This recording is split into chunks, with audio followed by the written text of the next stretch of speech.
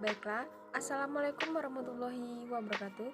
Perkenalkan, nama saya Emi Kurniawati dari Prodi Pendidikan Agama Islam Lokal 1B dengan nomor induk mahasiswa 2531051. Di sini saya akan menjelaskan materi tugas UAS Bahasa Indonesia dengan tema karya ilmiah, yaitu Bahasa Indonesia dan Nasionalisme di Indonesia.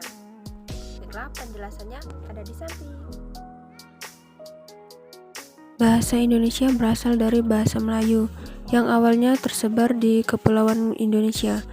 Bahasa itu disebarkan oleh para pedagang Melayu yang banyak datang di kepulauan.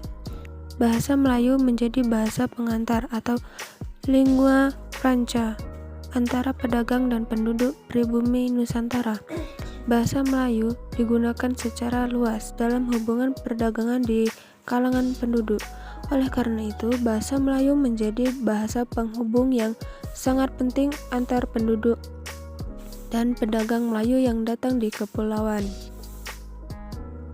Dalam perkembangannya, kemudian bahasa Melayu juga menjadi sering digunakan dalam berkomunikasi dengan orang-orang asing lain yang datang di kepulauan, sehingga bahasa Melayu semakin terkenal dan banyak digunakan. Bahasa Melayu ini kemudian mendapatkan momentum yang baik ketika pemuda Indonesia mengadakan kongresnya yang pertama di Solo 1926 dan Kongres Pemuda kedua 1928 di Jakarta. Baiklah, tema dari yang saya jelaskan tadi adalah bahasa Indonesia dan nasionalisme di Indonesia. Baiklah, maksudnya bahwa kajian ini ingin mengerti bagaimana kaitan antara bahasa Indonesia dan paham nasional atau nasionalisme yang tumbuh di Indonesia. Hal itu penting artinya untuk mengerti lebih dalam mengenai peranan bahasa Indonesia sebagai faktor pendorong bahasa pemersatu yang menggerakkan kesadaran masyarakat sebagai satu bangsa, yakni bangsa Indonesia. Dari segi sejarahnya, bahasa Indonesia adalah bahasa yang berasal atau dikembangkan dari bahasa Melayu yang sejak lama digunakan oleh penduduk di kepulauan dalam berkomunikasi, terutama dilakukan oleh para pedagang Melayu yang membawa bahasa itu menjadi lingua franca dalam berhubungan satu dengan yang lain. Dalam hubungannya dengan pertanyaan di atas dapat disampaikan bahwa awalnya bahasa itu muncul dalam wujud bahasa Melayu yang banyak digunakan dalam berkomunikasi antar penduduk dari berbagai suku di kepulauan dan orang-orang luar yang datang berdagang. Bahasa Melayu disebut sebagai lingua franca dalam berhubungan antara satu dengan yang lain di kepulauan. Maka, dalam kedudukannya sebagai bahasa nasional, bahasa Indonesia menjadi bahasa negara dan memiliki fungsi penting sebagai berikut. 1. Bahasa resmi kenegaraan. 2. Bahasa pengantar dalam dunia pendidikan. 3. Alat penghubung pada tingkat nasional. 4. Alat pengembang kebudayaan, ilmu pengetahuan, dan teknologi. Atau Halim 1976. Melalui Sumpah Pemuda, bahasa Indonesia diperkenalkan sebagai bahasa kesatuan agar dapat digunakan untuk sebagai kepentingan secara nasional. Dengan begitu, bahasa Indonesia muncul sebagai bahasa kesatuan Indonesia. Kemudian dalam hubungannya dengan semangat nasionalisme, bahasa Indonesia tidak lepas kaitannya dengan perjalanan sejarah bangsa Indonesia. Apa sesungguhnya yang dimaksud dengan nasionalisme? Dapat dikutip pendapat Hans Kohn. Nasionalisme adalah suatu paham yang berpendapat bahwa kesetiaan tertinggi individu diserahkan negara kebangsaan. Perasaan sangat mendalam pada suatu ikatan yang erat pada tumpah darahnya dengan tradisi-tradisi setempat. Kohn 1961. Paham nasional itu awalnya berkembang di Eropa di abad ke-19 dalam rangka persaingan berkelompok-kelompok bangsa. Mengembangkan pengaruhnya di negeri-negeri luar Eropa. Semangat itu kemudian berkembang di Indonesia, tumbuh dan berkembangnya bahasa Indonesia sebagai bahasa kesatuan. Maka digunakannya bahasa Indonesia dapat menumbuhkan kesadaran, memberi semangat kepada masyarakat Indonesia untuk bersatu melawan penjajahan. Dengan berkembangnya bahasa Indonesia menjadi bahasa kesatuan, mendorong, mempercepat kesadaran masyarakat di kepulauan untuk bersatu menjadi satu bangsa, membangun negara kebangsaan. Dengan begitu, bahasa Indonesia menjadi faktor semangat nasionalisme, faktor berkembangnya kesadaran berbangsa, faktor tumbuhnya rasa kesatuan dan persatuan Indonesia. Baiklah, dilihat dari konteks lokal dan nasional, bahasa Indonesia dapat dijelaskan sebagai berikut.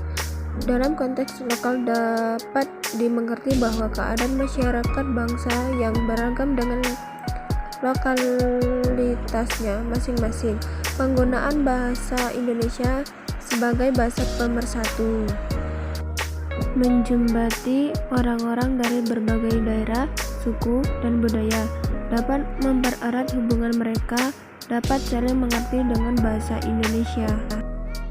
Baiklah, selanjutnya, dalam pergaulan di antara mereka, bahasa kesatuan menjadi penting, artinya dalam berkomunikasi, mengerti nilai-nilai yang berlaku di antara mereka. Bahasa Indonesia dapat mendekatkan hubungan antara penduduk dari suku dan daerah yang berbeda, membangun saling pengertian, kesadaran berbangsa, dan kebudayaan Indonesia. Di sini kontak-kontak kebudayaan daerah lokal melalui bahasa dapat membangun dan mengembangkan kebudayaan nasional. Disebutkan, semakin banyak terjadi kontak kebudayaan antar daerah, lebih besar kemungkinan yang dimiliki masyarakat itu berkembang kebudayaannya. Sebaliknya, semakin jauh masyarakat dari jalur pergaulan antara budaya, maka semakin lamban pengembangan kebudayaan. Budi Santoso, 1987. Selanjutnya, dalam konteks nasional, bahasa Indonesia tidak dapat dipandang kecil peranannya.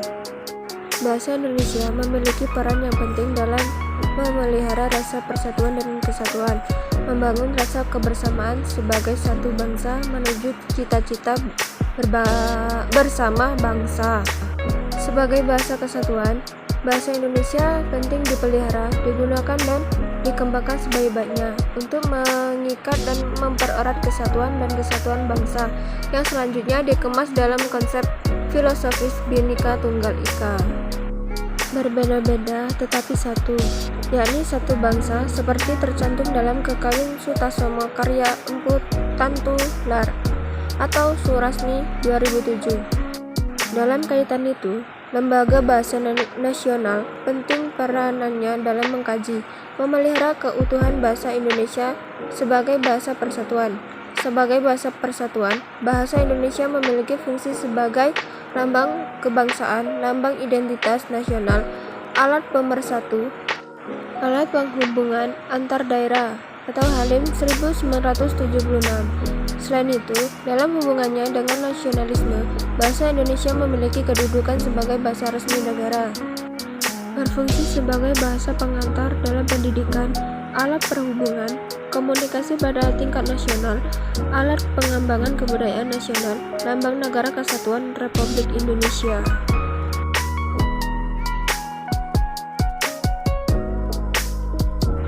Baiklah, kesimpulannya, bahasa Indonesia telah berkembang dari bahasa Melayu yang digunakan dalam hubungan pergaulan antar penduduk dari berbagai suku di kepulauan. Bahasa Melayu itu awalnya digunakan sebagai alat komunikasi, lingua franca, oleh penduduk. Para pedagang Melayu yang datang berdagang di kepulauan. Bahasa Melayu telah menguasai pergaulan hidup dunia perdagangan antar bangsa sejak masa kerajaan di kepulauan. Bahasa Melayu mendapat momentum menjadi bahasa Indonesia pada saat bahasa itu digunakan sebagai bahasa pengantar pada Kongres Pemuda Indonesia II 1928 dan disahkan sebagai bahasa resmi Negara Kesatuan Republik Indonesia. Hal itu tercantum di dalam Undang-Undang Dasar Negara Republik Indonesia tahun 1945.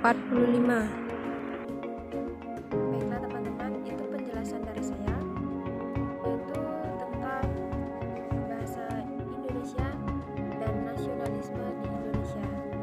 Jika ada salah kata atau penjelasan